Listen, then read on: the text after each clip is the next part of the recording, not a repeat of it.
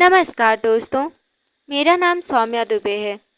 आज के इस वीडियो में हम बात करेंगे कि एनसीईआरटी कैसे पढ़ें, क्योंकि ये बहुत ही महत्वपूर्ण क्वेश्चन है जो हर बिगनर्स के मन में आता है। क्योंकि सारी एनसीईआरटी की बुक्स हम उठा लें, क्लास 6, 7 और 8th की, तो यही तीनों मिला के काफ़ी मोटी और काफ़ी लेंदी हो जाती हैं। तो इसलिए ये क्वेश्चन बहुत इम्पॉर्टेंट है ताकि आपकी पढ़ाई और भी बेहतर हो सके। एनसीईआरटी किताबें हमारे सिलेबस की सबसे अहम किताबें हैं, खासकर यूपीएससी, एसएससी, जेईई, नीट जैसी प्रतियोगी परीक्षाओं के लिए। तो चलिए शुरू करते हैं। सबसे पहले ये समझना ज़रूरी है कि एनसीईआरटी की किताबें हमारे विषयों की बुनियाद हैं। इन किताबों में कॉन्सेप्ट्स बहुत ही साफ और सरल तरीके से समझाए गए होते हैं, इसलिए इन्हें कभी भी हल्के में ना लें। चलिए अब हम आगे देखते हैं कि हमें अगला स्टेप क्या करना चाहिए। सबसे पहले तो अपने सिलेबस को समझें। एनसीईआरटी की हर किताब और हर चैप्टर का एक ओवरव्यू लें। जान लें कि कौन से चैप्टर ज़्यादा महत्वपूर्ण हैं। हर चैप्टर को ध्यान से पढ़ें। अगर कोई शब्द या कॉन्सेप्ट समझ में ना आए तो उसका अर्थ ज़रूर पता करें। सिर्फ पढ़ना ही काफ़ी नहीं होता, साथ में नोट्स बनाना भी ज़रूरी है। महत्वपूर्ण पॉइंट्स, डेफिनेशन, तारीखें, फॉर्मूले अपने शब्दों में लिखें। सबसे पहले तो एनसीईआरटी बुक को एक बार पूरा पढ़ें। ऐसा करके हमें 3 बार कंटिन्यू पढ़ना चाहिए एनसीईआरटी बुक को, और इसके लिए हमें ज़्यादा दिन नहीं लेना चाहिए। 1 हफ्ते के अंदर अंदर ही हमें पूरा करना चाहिए, क्योंकि जिस भी एग्ज़ाम का हम प्रिपरेशन कर रहे होते हैं उसके लिए हमारे पास ज़्यादा समय नहीं होता। ज़रूरी ये नहीं होता कि हम तैयारी कर रहे हैं, ज़रूरी ये होता है कि हम कब और कितने सीमित समय में और कितने जल्दी अपने लक्ष्य को प्राप्त करते हैं तैयारी करके। तो चलिए अब हम आगे बढ़ते हैं। महत्वपूर्ण पॉइंट्स, डेफिनेशन, तारीखें, फार्मूले अपने शब्दों में लिखें। किताब में महत्वपूर्ण लाइनों को हाईलाइट करें ताकि रिवीजन में आसानी हो। एनसीईआरटी के अंत में दिए गए सवालों को ज़रूर हल करें। ये आपकी समझ को और गहरा करते हैं। पढ़ाई की सबसे बड़ी कुंजी है रिवीजन।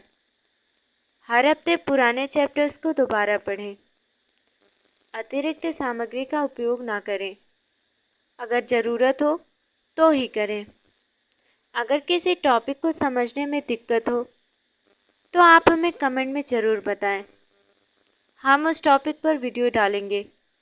आपको आसान भाषा में समझाने की कोशिश करेंगे।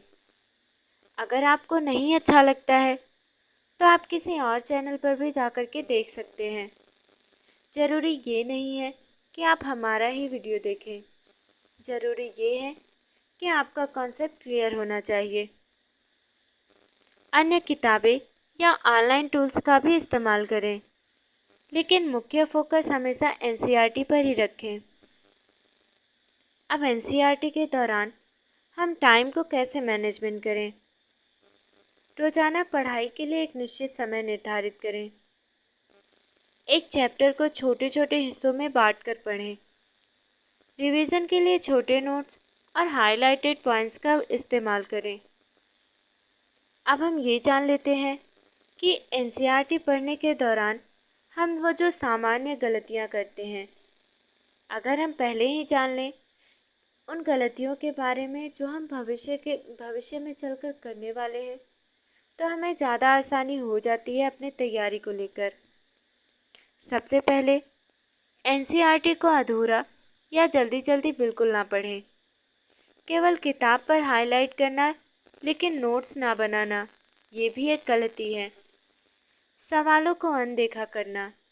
आप जब भी एक चैप्टर को पढ़ें, इजी वे में पढ़ें और थोड़ा धीमी गति में पढ़ें, ताकि जो भी आप धीमी गति में शब्द को पढ़ेंगे वो शब्द सीधे आपके माइंड में जाकर हिट करेंगी।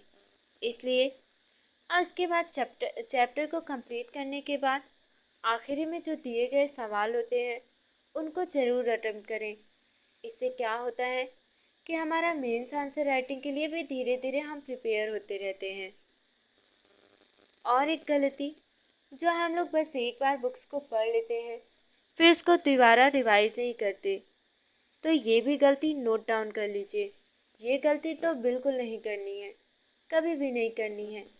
हमको रिवीजन हमेशा करते रहना है। तो दोस्तों, ये थे कुछ आसान और असरदार तरीके जिससे आप एनसीईआरटी को सही तरीके से पढ़ सकते हैं। अगर आप इन्हें अपनाएंगे तो आपके कॉन्सेप्ट्स क्लियर होंगे और आपके एग्ज़ाम में बेहतर रिजल्ट आएंगे।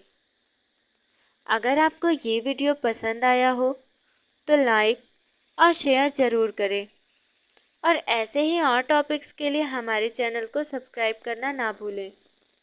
अपने सवाल कमेंट में ज़रूर लिखें, मैं जवाब देने की पूरी कोशिश करूँगी।